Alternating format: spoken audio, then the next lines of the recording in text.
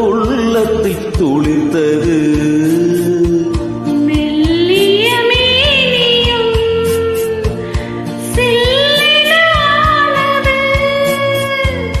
வேட்கமும் சீக்கிரம் விடை பெற்று போனது.